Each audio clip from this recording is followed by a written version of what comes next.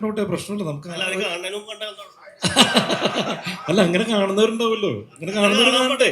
ഇപ്പൊ നിങ്ങൾ സിനിമ പറയുന്നത് ദൃശ്യം സിനിമ കണ്ടതിന് ശേഷം വേണമെങ്കിൽ ഞങ്ങളുടെ സിനിമ കാണും എന്നുള്ള രീതിയിലാണ് പറയുന്നത്. എന്തുകൊണ്ട് നിങ്ങളുടെ സിനിമ ദൃശ്യം 3-നേക്കാൾ നല്ലതായിക്കൂടാ?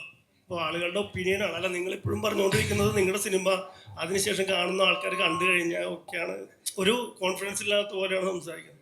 ചിലപ്പോൾ അങ്ങനെയല്ല, ഞാൻ ദൃശ്യം സിനിമ ആണെങ്കിലും അടിപൊളി സിനിമ ഡോസ് ആയാലും പറയാൻ പറ്റില്ലല്ലോ. അതൊന്നും നമുക്ക് അറിയില്ല. ഞാൻ പറഞ്ഞ ദൃശ്യം എന്ന് പറയുന്ന ഓൾറെഡി അതിനൊരു ഫാൻ ഫോളോയിങ് ഉണ്ട്. എന്ത് പറഞ്ഞാലും ഫസ്റ്റ് പ്രിഫറൻസ് എന്ന് പറയുന്നത് ദൃശ്യമാണ്. ഞാനാണെങ്കിൽ ആദ്യം പോയി കാണുന്നത് ദൃശ്യമായിരിക്കും, ഇല്ലേ? അപ്പൊ എന്റെ സിനിമ ഡോസ് കാണുമെന്ന് പറയാത്ത എന്താണെന്ന്. അല്ല, അത് കണ്ടോട്ടെ, പ്രശ്നമില്ല. നമുക്ക് കാണാനും കണ്ടാൽ അല്ല, അങ്ങനെ കാണുന്നവരുണ്ടാവുമല്ലോ, അങ്ങനെ കാണുന്നവർ കാണട്ടെ. അത് സിനിമയുടെ പ്രൊമോഷനാണ്.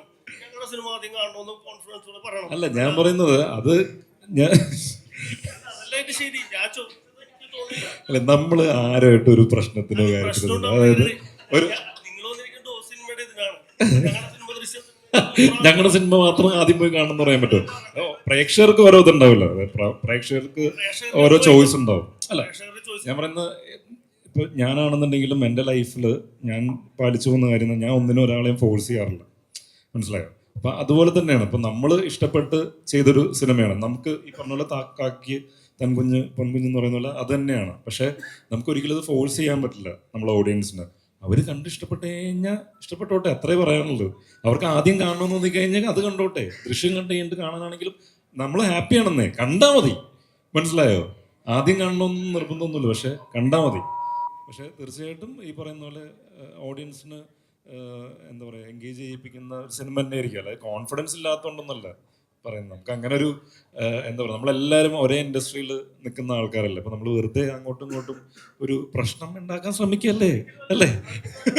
വെറുതെ മോഹൻലാൽ ഫാൻസ്, എൻ്റെ ആദ്യത്തെ സിനിമയിൽ ഞാൻ മോഹൻലാൽ ഫാൻസ് അസോസിയേഷൻ പ്രസിഡന്റായിട്ടാണ് ഞാൻ വന്നത്. അല്ല, ഞാൻ പറഞ്ഞു വെറുതെ മോഹൻലാൽ ഫാൻസിനെ കൊണ്ട് എന്നെ ചീത്ത പറയിപ്പിക്കാനായിട്ട്. അല്ല, അതെ, നമ്മൾ പറഞ്ഞല്ലോ, നമ്മൾ വൃത്തിയായിട്ട് പറഞ്ഞല്ലോ. അതിന് നമ്മൾ വെറുതെ അതിന് എൻ്റെ സിനിമ ആദ്യം കാണണം എന്നൊന്നും പറയേണ്ട ആവശ്യമൊന്നുമില്ലല്ലോ. എന്ത് കുഴപ്പമാണ് ബ്രോ? അത് കാണാൻ താല്പര്യമുള്ളവരെ കണ്ടോട്ടെ, കുഴപ്പമില്ലെന്നേ. അതിന് നമ്മളിപ്പോ നിർബന്ധിച്ച് എൻ്റെ പടം ആദ്യം കാണുന്നുണ്ട്, നിങ്ങൾക്ക് ആദ്യം നിങ്ങൾ എൻ്റെ പടം ആദ്യം കാണാൻ പോകും.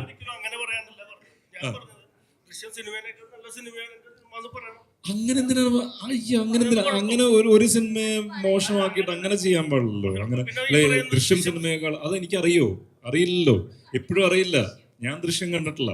അതൊക്കെ പ്രേക്ഷകരാണ് അത് തീരുമാനിക്കേണ്ടത്. ദൃശ്യം സിനിമ കാണാതെ ഞാൻ ദൃശ്യം സിനിമകളെക്കാളും നല്ല സിനിമ ഇതാണെന്നൊക്കെ പറയുന്നത് എങ്ങനെ? എന്നെ എന്റെ അപ്പം മേളിലിരുന്ന് തുമ്മാൻ വേണ്ടിയിട്ട് തന്തയ്ക്ക് വിളി ഏൽപ്പിക്കാൻ വേണ്ടിയിട്ട് അല്ല, മനസ്സിലായി. അല്ല, നമ്മള് കാര്യം മനസ്സിലായി. പക്ഷെ ഇപ്പം നമുക്ക് ഒരിക്കലും പറയാൻ പറ്റില്ല ദൃശ്യം സിനിമയെക്കാളും നല്ല സിനിമയാണെന്ന്. അതൊക്കെ ഓഡിയൻസ് തീരുമാനിക്കും. നമുക്കെപ്പോഴും നമ്മുടെ സിനിമകൾ എപ്പോഴും പ്രിയപ്പെട്ട സിനിമ തന്നെയാണ്. അല്ലെങ്കിൽ ആ സിനിമ ഏറ്റവും ഓഡിയൻസ് കാണണം എന്നുള്ള ആഗ്രഹം തന്നെയാണ് നമുക്കും ഉള്ളത്. പക്ഷെ നമ്മൾ ഒരിക്കലും ഈ പറയുന്ന പോലെ വേറൊരു സിനിമേനെ മോശമായി കാണിച്ചിട്ട് അങ്ങനെ ചെയ്യണം. ആ ദൃശ്യം സിനിമേനേക്കാളും നല്ല ഞങ്ങളുടെ സിനിമ എന്ന് പറയുമ്പോൾ പിന്നെ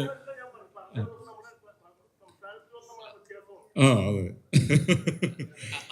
അങ്ങനെയില്ല. നമുക്ക് ഞാൻ പറഞ്ഞില്ലേ, ഇപ്പോ എന്താ പറയാ, ആ സിനിമ തിയേറ്ററിൽ വന്നോണ്ട്, ദൃശ്യം എന്ന് പറയുന്ന സിനിമ തിയേറ്ററിൽ ഇപ്പോൾ ഉള്ളത് കൊണ്ട് ഏറ്റവും കൂടുതൽ ഗുണം കിട്ടുന്നത് ഞങ്ങൾക്കാണ്. നമ്മളല്ലേ, ഇപ്പോൾ ഒരു ഓവർഫ്ലോ ഉണ്ടായി കഴിഞ്ഞാൽ തീർച്ചയായിട്ടും നമ്മുടെ സിനിമയും കാണാൻ ഓഡിയൻസ് കയറും. ഇപ്പോൾ ഒരു സിനിമയും തിയേറ്ററിൽ ഇല്ലാതിരിക്കുന്ന സമയത്ത് നമ്മുടെ ഒരു സിനിമ ഇറങ്ങി കഴിഞ്ഞാൽ ചിലപ്പോൾ പറയാൻ പറ്റില്ല, ഓഡിയൻസ് വരാനൊക്കെയുള്ള മടിയും കാര്യങ്ങളൊക്കെ ഉണ്ടാവും. ഇത് ഓൾറെഡി തിയേറ്ററിലേക്ക് സിനിമ ഇറങ്ങിയേക്കല്ലേ.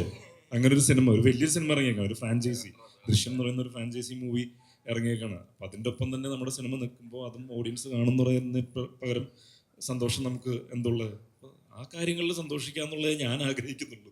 അല്ലാതെ ഈ പറയുന്ന പോലെ തിയേറ്റർ ഉണ്ട്, അത്യാവശ്യം കുഴപ്പമില്ല. 80 തിയേറ്റർ ഉണ്ട്, കുഴപ്പമില്ലാതെ കിട്ടിയിട്ടുണ്ട്. കാരണം എല്ലാ സിനിമകളും നിറഞ്ഞു ഓടിക്കൊണ്ടിരിക്കുന്നല്ലോ. ഇപ്പോൾ വെക്കേഷൻ ടൈമുള്ള അങ്ങനെ സിനിമ കണ്ട് ആൾക്കാർക്ക് ഇഷ്ടപ്പെട്ട് കഴിഞ്ഞാൽ ഓഡിയൻസ് ഈ പറയുന്ന പോലെ തിയേറ്റർ കൂടുതൽ ഡിമാൻഡ് ചെയ്ത് കഴിഞ്ഞാൽ തീർച്ചയായിട്ടും തിയേറ്റേഴ്സ് കൂടുമായിരിക്കും.